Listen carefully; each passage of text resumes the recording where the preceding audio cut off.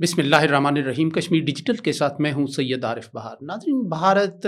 Operation بنیانم مرصوص کے بعد بدلے کی آگ میں مسلسل جل رہا ہے. پہلے تو بھارت کے مختلف وزراء، فوجی جنرلز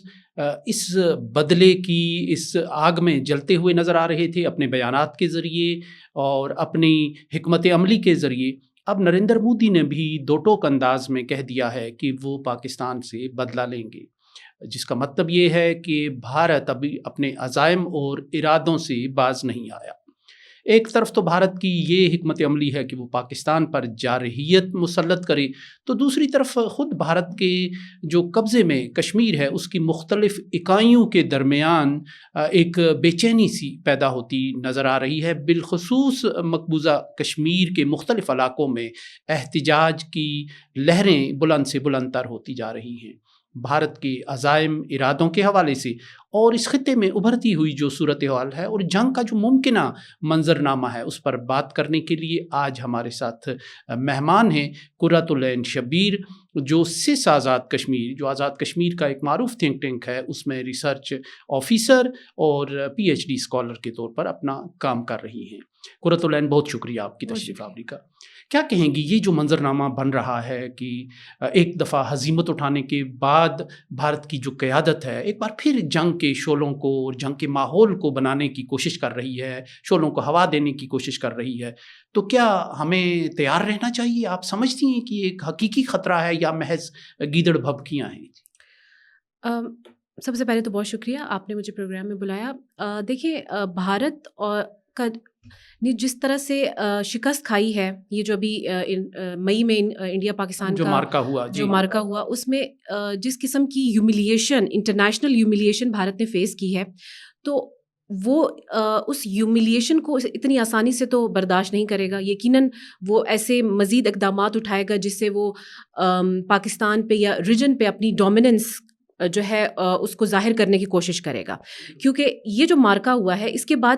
جو انٹرنیشنلی انڈیا کی پوزیشن ہے، ڈپلومیٹک پوزیشن، وہ کافی ویک ہوئی ہے. اور آپ نے دیکھا کہ ریجنلی بھی اور انٹرنیشنلی بھی انڈیا ایک طرح کا آئسولیشن میں جا رہا ہے. جس طرح سے امریکہ کے ساتھ اس کا ایک فال آؤٹ سا کہہ لیں، فال آؤٹ نظر آیا ہمیں. اس کے علاوہ جس طرح سے ریجنلی بھی اگر ہم دیکھیں کہ جو بنگلہ دیش میں ہوا، پھر جو نیپال میں جو انڈیا نواز گورنمنٹ ہے وہ گر رہی ہیں، اور انڈیا کی جو حمایت ہے ریجنلی وہ کم ہوتی ہوئی نظر آ رہی ہے سارک ملکوں میں بالخصوص. تو یہ ایک ایسا ڈائنامک ہمیں ابھرتا ہوا نظر آ رہا ہے، ریجنل ڈائنامک، جس میں انڈیا جو ایک کوشش کرتا تھا کہ وہ ایک ریجنل ہیجیمون کے طور پہ اپنے آپ کو ابھارے، اب اس کی پوزیشن بہت ویک ہوتی ہوئی نظر آ رہی ہے، چودراہٹ نکل گئی ہے اس کی. اور اب ظاہر ہے جب آپ کی وہ ہوتا ہے نا غبارے سے ہوا نکل رہی ہے، تو پھر اب وہ کوشش تو کرے گا کہ دوبارہ سے اس پوزیشن کو ریگین کرے، یا اس جو ریجنل ڈومیننس کا جو وہ ہمیشہ سے اس نے ایک پوزیشن اپنی بنا کے رکھنی چاہ رہا تھا، اس کو ریگین کرنے کے لیے وہ اس طرح کے ہتھ کنڈے تو اپنائے گا جس میں وہ پاکستان کو انڈرمائن کر سکے. گھر میں بھی بڑی سبکی ہوئی ہے نریندر مودی کی، جس طرح ایک مذاق بنایا گیا ہے اس کی ساری دعووں کا، نعروں کا، 56 انچ چوڑا سینہ، لال آنکھ، اور اس طرح کی جو ایک ٹارزن کی شبیہ تھی وہ بھی کرچی کرچی ہو کر بکھر گئی ہے. تو وہ بھی نریندر مودی کو مجبور کرے گی کہ وہ ایک بار پھر اپنی جو سیاسی لیگیسی ہے اس کو آگے بڑھانے کے لیے کوئی مہم جوئی کرے. کیا انڈیا کی طرف سے تو یہ مہم جوئی کا جو خدشہ ہے وہ ہمیشہ سے رہتا ہی ہے پاکستان کو. اور لیکن اصل بات یہ کہ پاکستان کیسے ڈیل کر رہا ہے، چاہے وہ 2019 میں پلوامہ سے لے کر اب تک پاکستان نے ایک بہت ہی بردباری کے ساتھ، بہت شعور کے ساتھ انڈیا کی جو کوششیں رہی ہیں اسٹریٹجک اسٹیبلٹی کو ختم کرنے کی یا اس کو برباد کرنے کی، پاکستان نے بہت سمجھداری کے ساتھ جو ہے انڈیا کو ڈیل کیا ہے. اور پاکستان نے جو ایک اسٹریٹجک اسٹیبلٹی ہے وہ اپنے ٹرمز پہ مینٹین کرنے کی کوشش کی ہے، اور جس کی وجہ سے ہم دیکھتے ہیں کہ ریجن میں ابھی اتنا بگاڑ نہیں آیا جتنا اگر انڈیا کی کوششوں سے آ سکتا تھا. تو یہ آئی تھنک پاکستان کو ہمیں کریڈٹ، انٹرنیشنلی پاکستان کو یہ کریڈٹ ملنا چاہیے کہ پاکستان نے ریجنل پیس کے لیے بہت ہی شعور کا مظاہرہ کیا ہے، اور ان کی جو ملٹری قیادت ہے اس نے بہت شعور کا مظاہرہ کیا ہے اور اس طرح کے اقدامات اٹھائے جس سے اس کی سالمیت بھی جو ہے اس کو بھی خطرہ لاحق نہ ہو اور ریجنل اسٹیبلٹی بھی برقرار رہے. تو کیا سمجھتی ہیں آپ کی جو یہ اپرچونٹی ایک کھلی ہے 9/11 کے بعد، میں سمجھتا ہوں کہ کشمیر کے حوالے سے پاکستان کا ایک امیج جو ہے وہ بڑا اچھا بن گیا ہے عالمی سطح پر، تو یہ جو ایک روزن کھلا ہے اس سے ہم کس طرح فائدہ اٹھا سکتے ہیں کشمیر کے حوالے سے، دوسرے جو ایشوز ہیں ان سب کے حوالے سے؟ دیکھیں اس میں ایک چیز جو ہمیں سمجھنے کی ضرورت ہے کہ انڈیا نے ایک بہت لمبے عرصے تک دہشت گردی کا چورن بیچا انٹرنیشنلی. اس میں ہم جو ڈس انفو لیب کی جو رپورٹ ہے اس کا بھی ہم حوالہ دے سکتے ہیں کہ کس طرح سے انڈیا نے ایک پراپر کمپین چلائی انٹرنیشنلی کہ پاکستان کو یہ ظاہر کیا جا سکے کہ پاکستان ایک ٹیررسٹ اسپانسر اسٹیٹ ہے یا ٹیررزم کو انڈیا میں اسپانسر کرتا ہے. لیکن اس کے ساتھ ساتھ دنیا نے آنکھیں بند نہیں کی. بہت ساری international reports, Amnesty international, human rights کی جو رپورٹس ہیں وہ یہ بتاتی ہیں کہ جو کشمیری اسٹرگل ہے انڈیا میں وہ انڈیجنس ہے. وہاں کے لوگ جو ہیں جس طرح سے انڈیا نارملسی کا جو ایک دکھاوا کرتا ہے وہاں پہ چیزیں نارمل نہیں ہیں اور وہاں پہ چیزیں اس طرح سے ٹھیک نہیں ہیں جیسے انڈیا اس کا پرچار کر رہا ہے. تو اس لحاظ سے اگر دیکھا جائے تو پاکستان اس مقصد میں کامیاب ہوا ہے کہ پاکستان نے دنیا کو بتایا ہے کہ یہ جو ابھی پہلگام میں جو اٹیک ہوا پاکستان نے آفر کی کہ بھائی آپ انٹرنیشنل انویسٹیگیشن کرا لیں اور انڈیا نے اس کو جو ہے وہ رد کیا اور ایک پاکستان پہ چڑھائی کر دی، یک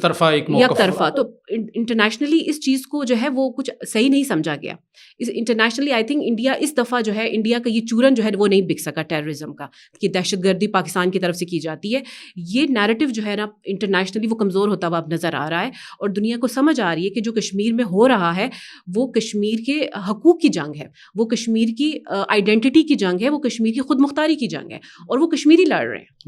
اچھا، بھارت نے ایک تاثر ہمیشہ یہ دیا دنیا کو کہ کشمیر کا جو مسئلہ ہے یہ تو ویلی کے مسلمانوں کا مسئلہ ہے، ایک پٹی میں بند مسلمان ہیں، وہی مظاہرے کرتے ہیں، وہی پرابلم کی بنیاد ہیں، وہی ٹربل کریٹر ہیں ہمارے. لیکن 5 اگست 2019 کے بعد جو ایک نئی صورتحال بنتی جا رہی ہے اس میں ہم نے دیکھا کہ لداخ ایک بار پھر ابل رہا ہے، ایک بار پھر کیا پہلی بار ابل رہا ہے، کیونکہ لداخ کی قیادت نے خیر مقدم کیا تھا 5 اگست 2019 کا جو فیصلہ تھا. اب وہاں ایک بہت شدید قسم کی مزاحمت چل رہی ہے. اسی طرح چناب ویلی میں جو ڈوڈا کا واقعہ ہوا جہاں ایک MLA کو گرفتار کیا تو وہاں بھی ایک بڑی شدید قسم کی مزاحمت اور عوامی احتجاج چل رہا ہے. ویلی سے باہر اب آپ جو دوسرے علاقے ہیں اس کشمیر کے ان میں اگر یہ صورتحال پیدا ہو رہی ہے تو آپ کی اس پر نظر ہوگی. تو اس صورتحال کو آپ کس انداز سے دیکھتی ہیں؟ کیا بھارت کا نیریٹو یہاں بھی شکست کھا رہا ہے؟ یہ آپ نے بہت ہی اہم سوال کیا ہے کہ ہمیشہ سے جو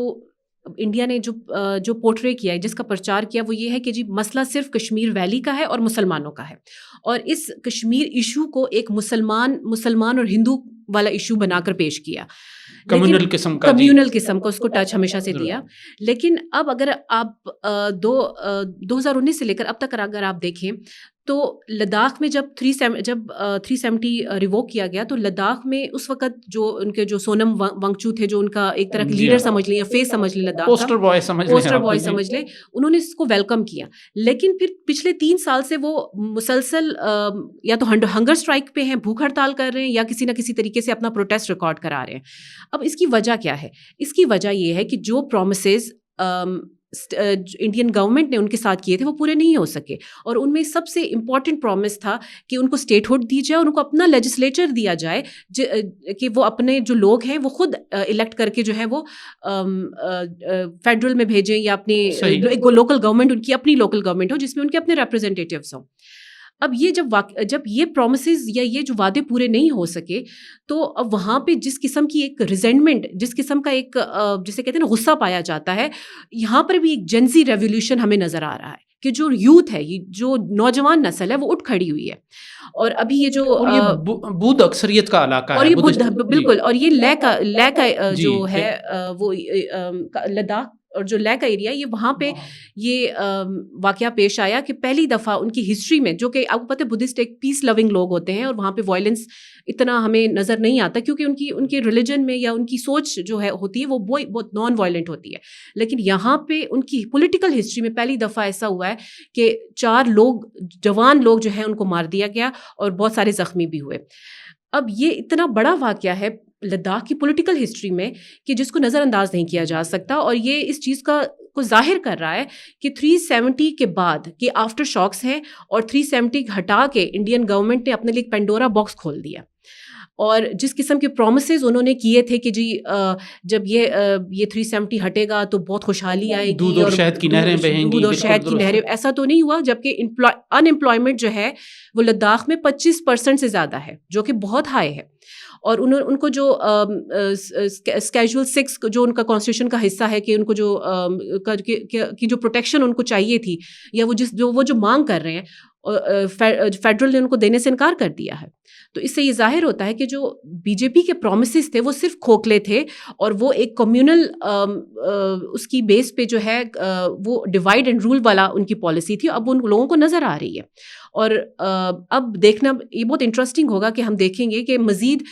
بی جے پی کے لیے جو ہمیشہ سے کہتی تھی ویلی میں پرابلم ہے, اب یہ دیکھنے کی ضرورت ہے کہ لداخ اور جموں میں جس طرح سے ڈیولپمنٹس ہو رہی ہیں اس کے حوالے سے پھر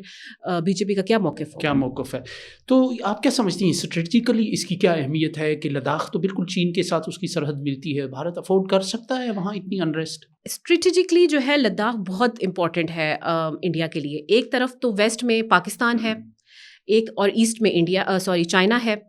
تو اس لحاظ سے اگر آپ دیکھیں چائنا کے ساتھ ان کا 16,000 کلومیٹر کا ایک بہت لمبا بارڈر ہے, اور یہ وہی سائٹ ہے, یہ وہی جگہ ہے جہاں پہ 2020 میں گلوان ویلی میں ان کی آپس میں جھڑپ ہوئی جس میں انڈیا کے 20 سے زائد جو سولجرز تھے وہ مارے گئے.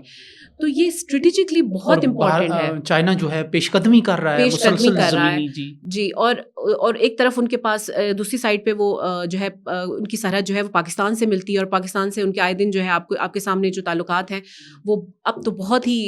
جسے کہتے ہیں نا کہ بہت گمبھیر حد تک وہ بہت خراب ہو چکے ہیں. تو اس لحاظ سے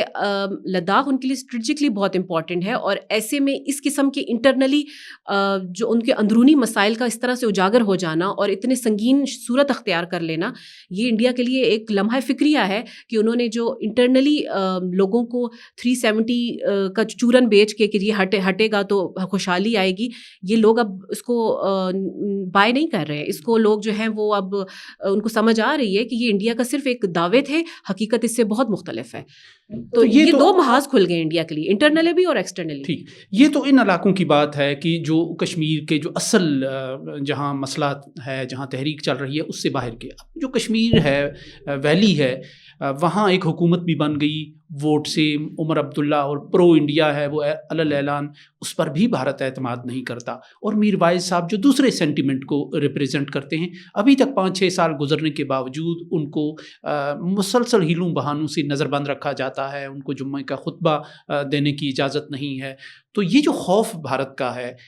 اس کو آپ کس نظر سے دیکھتی ہیں اور کیا محرکات ہیں؟ یہ اس قسم کے اقدامات جو ہیں وہ انڈیا کے اس خوف کی عکاسی کرتے ہیں کہ کشمیر جو ہے وہ ان کا نہیں ہے. یہ بات وہ کہیں نہ کہیں سائیکولوجیکلی آئی تھنک یہ انڈینس کو پتہ ہے, لیکن اس قسم کے حربے کر کے وہ صرف اپنی ایک گرپ جو ہے نا اس پہ برقرار رکھنا توالت دے رہے ہیں, وہ توالت دے رہے ہیں اس چیز کو جو کہ ان اے لانگ ٹرم انڈیا کو ہانٹ کرے گی.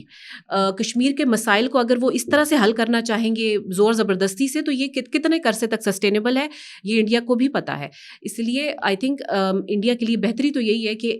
کشمیر کا مسئلہ باقاعدہ جو ہے وہ ٹیبل ٹاک پہ آنا چاہیے. اب وقت آ گیا ہے کہ انڈیا ریئلائز کرے کہ کشمیر کا مسئلہ جو ہے اس کو ہم زور زبردستی کے ذریعے حل نہیں کر سکتے, چاہے وہ پہلگام جیسے انسیڈنٹ ہو یا پہلگام جیسے انسیڈنٹ ہو. انڈیا کے لیے ایک آئی اوپنر ہونے چاہیے کہ جو کشمیر کا مسئلہ ہے اس کو اب